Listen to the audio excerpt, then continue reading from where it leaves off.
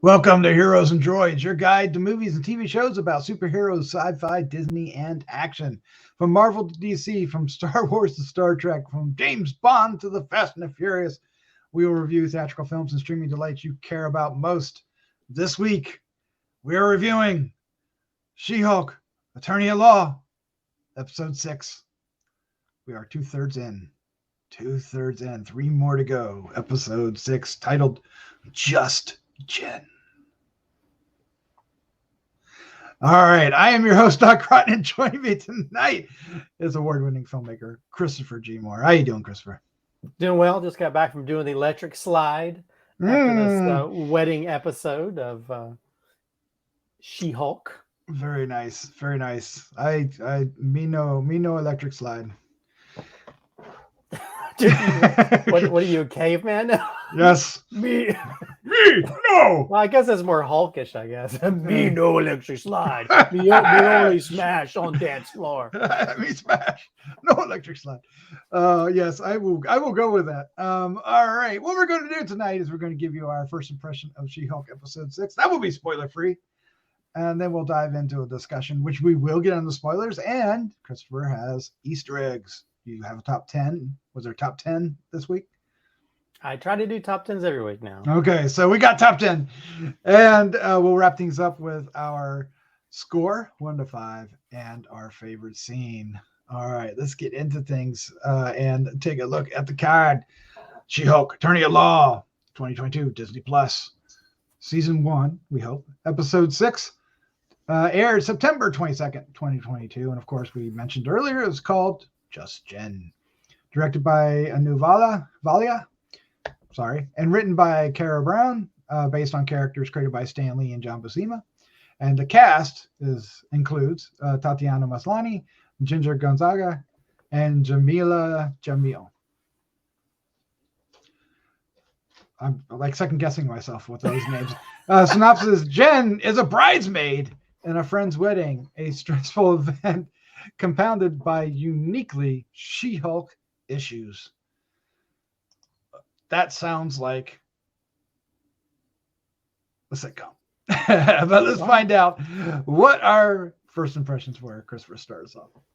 Well, it is a sitcom. And I think this episode is a good representation of it. I think it's another fun episode. And also we get sort of like we get like a wedding episode, but then you also get this sort of the side law procedural part of it, where the other characters are doing their thing. And we get to meet some really interesting characters in the process of it. I really enjoyed it. Although I don't know about you, I was kind of, this is one of those episodes where I was like, I feel like it's missing something because you have a wedding episode, but they don't even show the wedding. Mm-hmm. I don't even know who the groom is. I don't know if we saw the groom. We don't even see the groom. So it makes me kind of question, is there a reason why, I think you set up the joke with the dog and you don't even go through with it, So I don't know. I feel like it was a missed opportunity, and it almost felt like, well, we'd have to pay for more like production value if we have to show an actual wedding or something. So we'll just show it all in the reception area. But yeah, I mean, other than just me questioning, it's like, why we don't have these things? I mean, it's just, it's fulfilling its sort of like main thing, which is it's a comedy. It's a situation comedy, and every week there's meeting like these weird new characters, and then you have these other characters that pop in that are, like Tatiana is almost like the Kramer of this show, because she'll pop in and probably hurt herself in the process. So yeah, I mean it's an enjoyable show, but I think I don't know, for some reason I was kind of, I don't know, I felt like I felt like it had some missing elements, which made me kind of wonder. It's like, is there a reason why those elements are missing, or because then it made me feel like there's some pieces missing of the puzzle, but maybe I'm just overthinking it. No, I had the same thing. I was like, it didn't feel like a complete episode to me. This this episode unfortunately felt very filler. It felt like a Yeah. filler episode. It didn't feel like it really did much with the character. And the fight was a little sloppy, and this isn't my favorite episode. I'm still having a good time, and I'm enjoying the series. But this one, if I watch it again, I'll probably skip. So I'm not really happy with this one. But I'm still enjoying the series, and I'm enjoying the character, and most importantly, I'm enjoying Tatiana Maslany as the character. Whatever I think about the show, the actual plot of this episode, her performance outshines everything. She is doing such a great job in both the Jennifer role and when she's She-Hulk, because they are slightly different. Even though she is still Jen, she doesn't behave the same. There was just some things we should get into the spoilers. There's some things that bother me. I'll get into that, but first, before I do, we should probably do our Easter eggs. Yeah. Although before, let me just point out real quick though, she does break the fourth wall and say this is a departure episode. So that's true. So it's essentially they did kind of call it this is like a departure from the normal stuff. Yeah. So again, we're in spoilers because these Easter eggs are going to talk about spoilerish type stuff. So be aware of that. So if you haven't watched it, go watch it. Like this video, save it to watch later, and come back and watch the rest. Absolutely. Okay? All right. Well, first of all, we have a character that's returned to the Disney Plus universe, and who would that be? Do you remember David Pasquesi? Yes, the character actor who played Major Domo, yes. And in the Book of Boba Fett, and also a person who I've actually seen perform improvisational comedy live. He came to Raleigh a few years ago. He's part of an improvisational group called TJ and Dave, one of the most well-known improv groups in the improv world.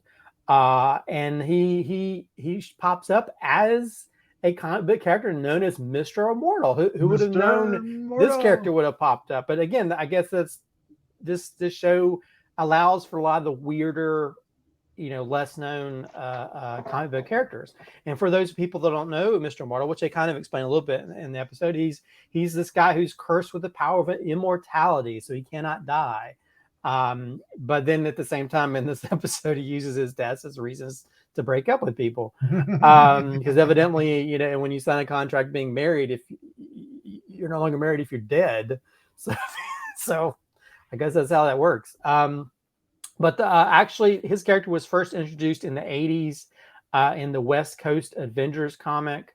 And he was actually part of a group called the Great Lakes Avengers. Yes, he was. Also known as the Lightning Rods, among a few other names, which included characters such as Big Bertha, who had the ability to alter her size, Doorman, which he could use his body to create portals, Flatman, whose description is what he is. He's just a flat man. Very thin. Yep. And then Dinosaur, Dinah, last name Sore. Yes, it's spelled like that. It's a pun name. Who had like wings and sonic create sonic powers and stuff. So anyway, that was the weird group of people. So that makes me, are we going to see this group at some point? That'd be great. So the next Easter egg, another QR code. If you pay attention when Mr. Immortal falls in that car. Oh no! Yes. On the left of the car, there's a QR code, and if you scan that QR code, it actually pops up that issue of West Coast Avengers number 46 really? that has the premiere of his character in it. Nice. He looks different. Yeah, much different. And he's a very sort of like darkly humorous character because he tries to kill himself in the comics. But let's see. But also, if you pay attention to the car, it says, I think it's Higman Security, I think. And Kyle Higman is actually the art department coordinator. Oh, okay. Show. So they try to stick in some of the names of some of the people who are working on it. This is more of a, I mean, if you pay attention, this may not mean anything, but It looks like Twilight is canon in the MCU now, because now we get the mention of Team Jacob or Team Edward. So sadly, Twilight is in that world, and evidently the bride dated both of the actors who played Edward and Jacob. Good for her. I guess. Also, they find this website that's almost like a weird Reddit of some type, and it's Intelligentsia website, which for those people who know the comics, actually in the Fall of the Hulks Alpha #1, there's a supervillain group in the comics called the Intelligentsia, initially led by the leader, yes, which we know the leader is going to pop up in the MCU soon, and then later was led by MODOK. Yeah, he was also going to be popping up soon. Yeah, and so it was actually a group who tried to amass knowledge and intel to sort of like to help them in their evil ways, and so now they've just kind of turned into this weird incel type site for all the evil men in the world. Let's see. Also, I was going to make the joke at the beginning of the podcast. I was going to call myself DJ. Was it Incredible Hulk? Yeah. But the cousin Ched is actually called DJ Incredible Hulk. He even has it on his T-shirt and has it on his sign near his little DJ setup. Also, if you pay attention to the Intelligentsia website, one of the side articles, it says about the top 10 best travel destinations, and then it has a map of Cookeville, Tennessee. Tennessee. Yeah, but and actually, if you remember Loki, in 1999, Cookeville, Tennessee was bombed, causing a Nexus event in Loki episode 2. Oh, wow. So a deep dive. It probably doesn't mean anything, but the people adding those little Easter eggs, they're having a little bit of fun. Let's see. Also, here's an interesting thing that kind of ties into another property. When the site asks you to log in, the Intelligentsia site, and the little thing pops up, there's a little sound going oh. That is the same sound that happens when Samuel L. Jackson's computer can't bypass the hacker in Jurassic Park. Oh no! So so it's actually the similar sound as That's that. Hilarious. Also, if you pay attention when they create like the fake account to get into the Intelligentsia website, they create the username She-Hulk _SUX000. They put the name as anonymous, the last name as LOL no. They put the city as internet and the country as no way. No way. So it's going to be interesting what they put in there. Let's see.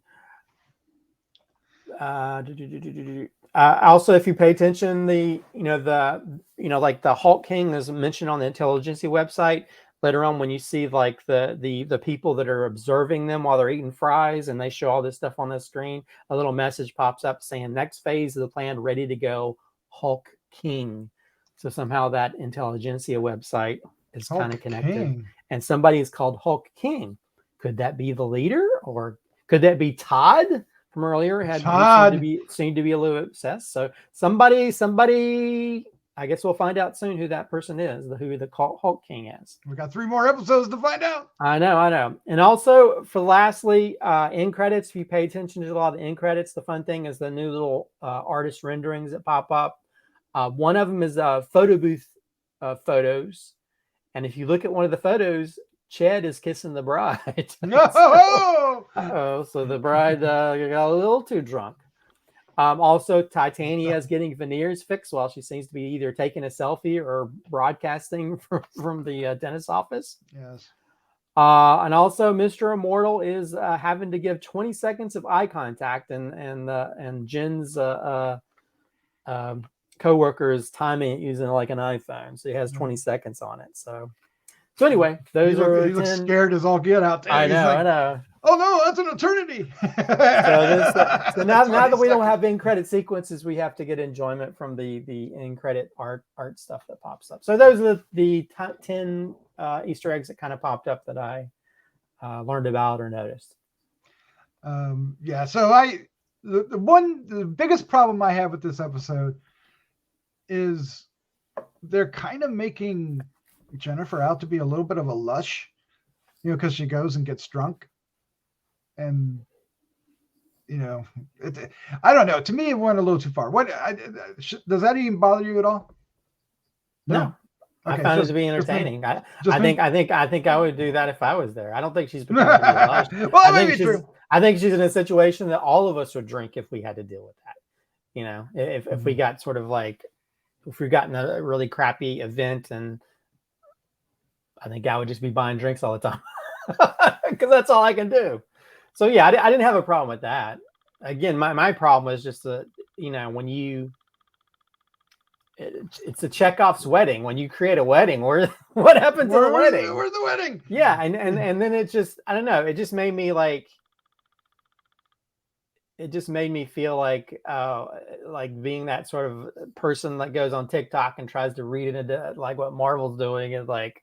So why didn't they show the wedding? Why didn't they show the groom? Well, what is missing here? It felt like it skipped a lot of steps, and I don't know if it's just because, okay, we need to make sure these episodes are like the length of like a normal, sitcom or what, but I don't know. I just felt like it was missing some stuff. Yeah. And I was suspicious of the Josh character, I was saying, like, is he the groom and he's hitting on Jennifer? What's going on here? Because I was looking for the groom too, and the only any indication that there was a groom was the dog. So certainly she didn't marry the dog. Well, then it just made you kind of question everybody. It's like I was like, was this like a big setup? Maybe because it is kind of weird that out of the blue, she would invite her to this wedding. Yep. You know what I mean? Yep. And the bar was cash only. Cash only. Yeah. Although I will say, it's like, she caused a lot of damage. She caused a lot of damage. A lot of damage, and so like, who pays for all that damage? I don't know. Maybe that'll be one of the next episodes. Is they'll sue her for the damage done for the fight. So I don't know. I guess that of course the Mr. Immortal, but he has all that money from Apple stock, so he could probably pay for all that the damage that he caused. Yeah, I like that. But yeah, when he jumped out the window, it was crazy. He's like he is so adverse to any kind of a confrontation. Yeah, the making of he runs away and kills himself. And making of a superhero there for sure. Yeah, and it was great to see. Was it David Pasquesi. Yeah, he was great in it. Even though the character didn't look like what I remembered the character to look like, because he's a redheaded character, a lot younger. But I think this works better. It suits. I like him. I like it. I approve. Yeah, I almost kind of wish they would do like the Great Lake Avengers at some point, because I'd love to see some of that. Because we have our Avengers. Let's get some wacky combination of teams. I guess we'll get a little bit of that with Thunderbolts later on, but let's just get the like the mystery men type characters of this universe. Get the weird combination of people. That's definitely the Great Lakes Avengers is definitely the mystery men of the Marvel universe. Yeah. That damn movie. All right. Let's go ahead and wrap this up with our score 1 to 5 and our favorite scene. Christopher, you're up first. Yeah, so I mean, I'm still enjoying the show. It's not like, I've seen some people like trying to criticize the comedy aspect, but it's like comedy is subjective. Like like we review horror films. Horror films are very subjective. Everybody has an idea of what's funny and what's not. So I'm enjoying it regardless. I mean, I think the main thing is Tatiana Maslany is like, she's such an adorable, cool, fun character. It's kind of fun to see her in these situations, you know. But it's like, as someone that, like, you know, writes scripts and makes movies and stuff, it felt kind of weird that you'd set up a wedding episode, but you don't show the wedding, you know? Mhm. And then it just made me why? I mean, I don't know. It's like not having the groom there is kind of weird. Right. So I don't know. It just has that kind of weird things. But at the same time, you know, I had fun. You know, yeah, I think some of the action in the show between her and Titania. Yeah, you're getting those. I'm getting the two mixed Titania up. and Titania. Talk about tongue twister. Is kind of off, but you know, at the same time, I enjoying Titania. I'm enjoying that character. Just a, you know, this sort of wacky social media influencer. But it is kind of enjoyable to her comrade at the very end. So yeah, I will give this a 3.75. Okay. You know, I guess the missing elements kind of just threw me off. Do you yeah, have a favorite scene, sir? Yeah, I guess my favorite scene is when she decides to just get drunk and party. There you go. And she's like dancing. Because there's one part where she's doing this one dance and the DJ's doing the same dance with her. I don't know. I think with all the crappy things that are happening to Jen's life and She-Hulk's life, it's kind of nice to just sit here, just have a little bit of fun, and you know, regardless of just having fun by herself, not worrying about anybody. Yeah. I will appreciate that, even though I didn't like the idea of her getting all smashed. But I get it. To me, I just think they're making that a little too much, because it's not just this episode. But anyway, I am still enjoying the series. Did not enjoy this episode as much, but I still had a good time with it. My score is 3.5. I'm definitely still looking forward to the next 3 episodes. There are things that I can't wait to see happen that I know that are coming. So looking forward to that. My favorite scene is, I'm just going to say, when Mr. Immortal jumps out the window. He confrontation comes in, boom, he jumps out the window to get away from it. I just thought that was hilarious. What can I say? I too. Yeah. I know some people were kind of upset because, like, thinking that just because you tease you know, Daredevil's helmet doesn't mean that there's a lot of people upset with that. And yeah, but it's like you can't always just assume it's going to pop up in the next episode just because they show that. And then a lot of people are getting on that you know, it's all the man bashing. Every episode's man bashing. Well, it is very meta. It is very meta. I mean, I don't know how many times there's people that are crapping on it that from a very misogynistic point of view, and it's like, it's one thing if you don't like it, it's another thing just to be overtly about it. So if anything, it's probably more meta than they probably wanted it to be, because they kind of yeah, I didn't even think about that until I started hearing all the complaints. I was like, really? To me, it's exactly what the show wants to be doing. So I'm no problem with that whatsoever. Just, I wish they would develop the character a little bit more each episode. That's what I'm looking for. I want a little bit more growth, a little more exploration, and I don't know if we got that necessarily this episode. Well, this was a lot of fluff. This one was a lot of fluff. It is, but again, this is not. I don't know. I give it a little bit more leeway, because this is not supposed to be. I mean, there is growth, a little bit of growth, I guess, but this is it's a comedy, situational comedy. It's like, oh, let me figure out the arc of Ally McBeal or the characters on Night Court. It's not really the same thing. Yeah, so maybe not. You can't have the same expectations for this as you would for, like, you know, Loki or something. So. Yeah, or WandaVision. So yeah. But we got 3 more episodes to go, and we'll be back for those. Christopher, thank you for joining me. This was a lot of fun. Always fun. All right, let's say good night. Good night.